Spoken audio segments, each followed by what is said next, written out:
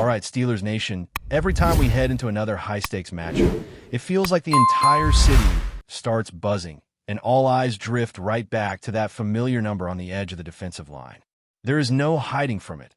One of the biggest storylines of this season has been the constant chatter around the guy who, for years, has played like a wrecking ball dressed in black and gold. And yet, somehow, this has become the year where people started questioning whether he is still that same force of nature. It is wild how fast the outside noise grows the moment his production dips slightly below the superhuman standards he set for himself. Anyone watching the games closely can tell you he has not suddenly stopped being a nightmare for opposing offenses. The impact is still there, the motor is still there, and the intensity never left. What changed was the expectation. After so many seasons where he made record-breaking plays look routine, anything less than that makes some fans immediately assume the sky is falling. The funny thing is, once you line up his numbers from this season against last season, the story people are telling doesn't match the reality on the field. He has played only 11 games so far, while last year he went through a full 17-game stretch. Even with fewer opportunities, he is pacing to beat some of his own totals from the previous season. 7 sacks in 11 games might not sound like one of those historic explosions he delivered in past years, but it still projects to a finish that would outdo what he produced last season. And that alone should make people take a breath before deciding he is somehow fading.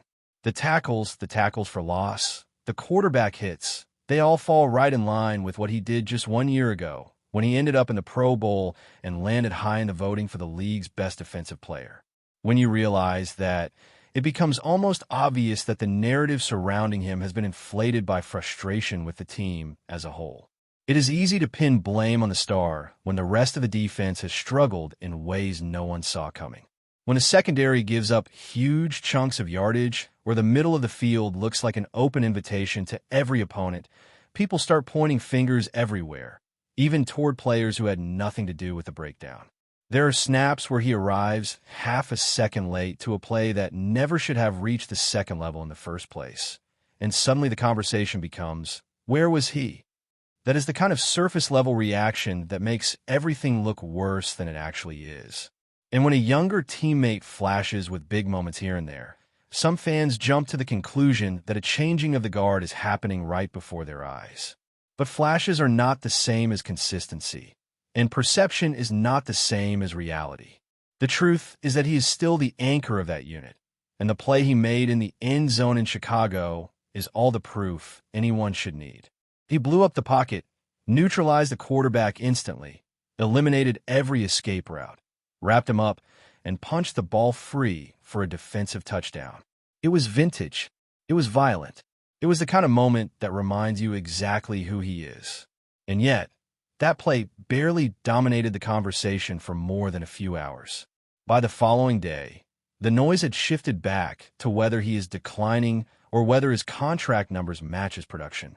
It is strange how quickly people forget that this organization has always paid its cornerstone players because it knows what stability means.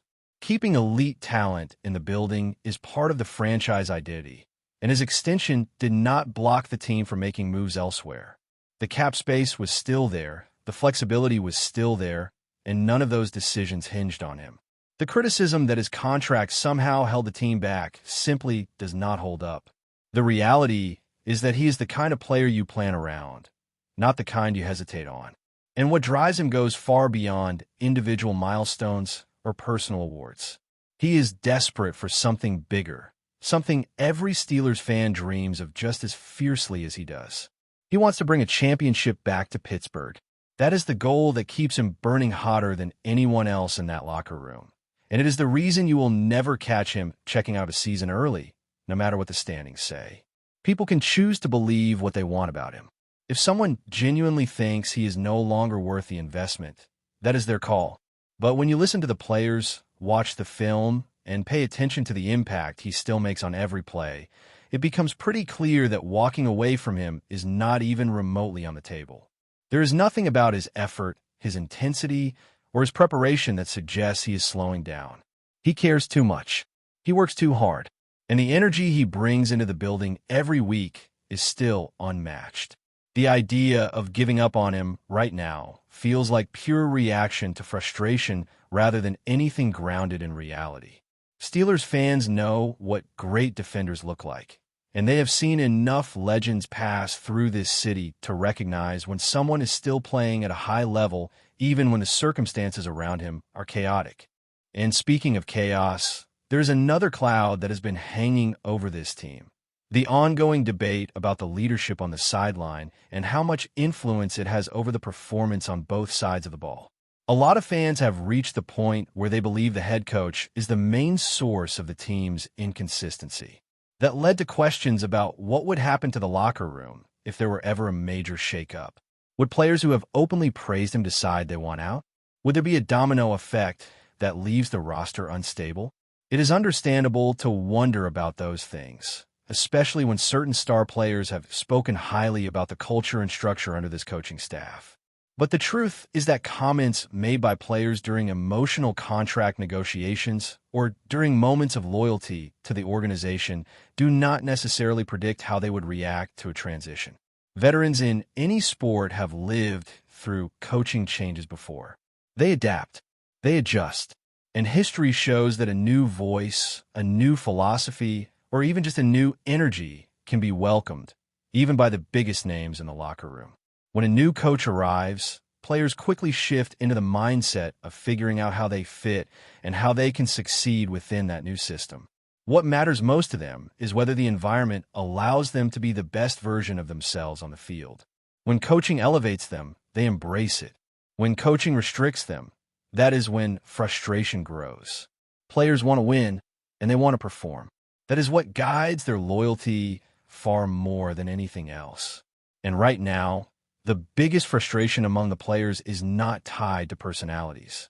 It is tied to schemes that are not maximizing them, to moments when the field feels tighter than it needs to be, to game plans that leave weapons unused. Those are the things players notice. Those are the things that affect how they feel about the direction of the team. And when those issues stack up, the conversation naturally shifts to questions about leadership and philosophy. But even then, the idea of players storming out or demanding trades because of a coaching transition is far from realistic. They might have strong opinions. They might voice them privately. But they also understand the business, the structure, and the reality that changes are a part of the league. As the week rolls on and the anticipation builds, the mood around the team feels like it's shifting into that tense space where every detail matters. Every assignment needs to be flawless, and every veteran voice carries a little extra weight. That is when you really see which players step forward, not just in front of cameras, but behind closed doors, inside meeting rooms, and during those slower practice moments where the energy dips and someone needs to crank it back up. And unsurprisingly, he has been one of the guys refusing to let the standard slip. Even in a season where he has become the lightning rod for every conversation about the team's direction, he continues to prepare like someone who expects to turn the entire thing around in one afternoon. That attitude sets a tone. Teammates notice it. Coaches notice it. The younger players especially feel it because they look at him and think, if he is working like that after everything he has already accomplished, then I have no excuse. What makes this stretch even more interesting is how the leadership inside the locker room has started blending between the established stars and the new wave of talent. Some of these younger defenders, including the ones who have been getting unexpected attention, bring a different kind of energy. They fly around the field with that wide-eyed attitude that reminds everyone what it felt like to be early in their careers. And you can tell that the veteran presence has rubbed off on them. They celebrate together, they communicate more clearly, and they carry themselves with a sense of responsibility that goes far beyond their years. But those same rookies and second-year players also look to the veterans to help them understand the rhythm of a season like this. They learn how to manage the noise, how to handle the criticism, and how to stay focused when the outside world wants to turn the locker room into a circus. That blend of youth and experience can be powerful when it clicks, and this feels like one of those moments where the team needs that connection more than ever. The challenge, of course, is that the questions are not just about individual performance or isolated plays. There's a bigger storyline swirling around the entire franchise, one that keeps returning to the head coach's future and what it means for everyone inside the building. The conversation has grown louder every week, and fans are now dissecting every press conference, every decision, every comment, searching for clues about what might come next. But even with all that noise, players rarely get caught up in those narratives the way fans and analysts do. For them, the day-to-day grind stays the priority, and anything that distracts from that gets pushed aside quickly. Still, they're not oblivious. They hear the talk. They feel the tension. And they also know that their performance influences how these conversations evolve. A big win can quiet the storm for a week.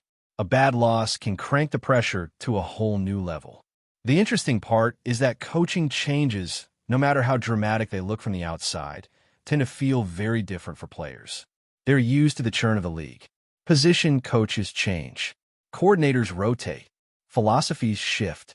Veteran players learn to adjust quickly, and young players experience it before their careers really get started. So even though fans imagine a scenario where a leadership change could spark chaos inside the locker room, players generally adapt far better than the outside world expects. They look at the new coach, listen to the system, evaluate whether it gives them a chance to succeed, and move forward. Professional athletes are wired to chase the next game. That sense of routine and structure is what keeps a team from spiraling when uncertainty hits. And for a group with as many leaders as this one, the adjustment would likely be smoother than fans think. And that is exactly where these next few games carry so much weight. They're not just about wins and losses. They are about the identity of the team and the direction of the entire organization. A strong finish could shift the momentum back toward stability. A rough finish could bring everything back to the surface and reignite conversations that have been building for years. And right in the middle of that storm stands the defensive star who continues to be the pulse of the roster. His presence alone elevates the expectations every time he steps onto the field, and the team feeds off that. They know that when he is locked in, he can flip a game instantly. They know he can deliver the kind of momentum-swinging moment that can redefine everything. And he expects that from himself, even in a year where the numbers have not exploded the way they did in those legendary seasons. But before we dive in, don't forget to subscribe to Steelers Nation Central and hit the like button on this video. Your support helps us keep bringing you the latest updates on the Pittsburgh Steelers. And don't forget to share your thoughts on the news in the comments below.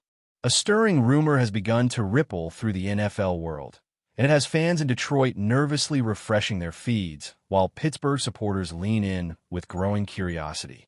According to whispers coming from sources próximos ao ambiente dos jogadores, quarterback Jared Goff was reportedly seen near facilities associated with the Pittsburgh Steelers, a detail that has ignited a wildfire of speculation. The scene, described by those who claim to have witnessed it, was nothing flashy, no grand entrance, no entourage, no announcements. Yet the mere presence of Goff anywhere close to Pittsburgh territory has been enough to send the Lions faithful into a state of uneasy wonder. After all, Goff has been a stabilizing figure in Detroit, a symbol of the team's resurgence and a steady leader in a franchise desperate for consistency. So why would he appear so far from his football home, and so suddenly? Rumors suggest anything from a casual visit to something far more intentional. Some insiders insist it could be related to off-season training connections or private meetings with personnel not formally tied to the franchise. Others are whispering that Pittsburgh, always vigilant for opportunities to strengthen its offensive identity, may be quietly exploring options behind the scenes. Even the slightest hint of a quarterback shift creates seismic tremors in a league where every move is scrutinized, debated, amplified. Detroit fans, already sensitive to any sign of instability, reacted strongly online. Messages of disbelief mixed with frustration circulated rapidly, painting a picture of a fan base that feels blindsided. The idea of their quarterback interacting with an AFC powerhouse, particularly one known for its disciplined culture and strong appeal to veterans, was enough to spark anxiety about what the future might hold. Meanwhile, Steelers supporters responded with cautious excitement. The possibility of Goff even being in their orbit no matter how thin the evidence, has fueled speculation about bold moves and backstage conversations. Until someone steps forward to deny or confirm the visit, the rumor remains suspended in that electrifying space between fantasy and plausibility. For now, the league watches, the city's buzz, and the mystery deepens. Whether it means nothing or everything, Goff's unexpected appearance near Pittsburgh has become the newest spark in the never-ending drama of the NFL. That's it for this update. If you enjoyed the video and want to keep receiving exclusive news about the Pittsburgh Steelers, make sure to subscribe to Steelers Nation Central and give this video a like. We always look forward to hearing your comments and opinions. See you in the next video.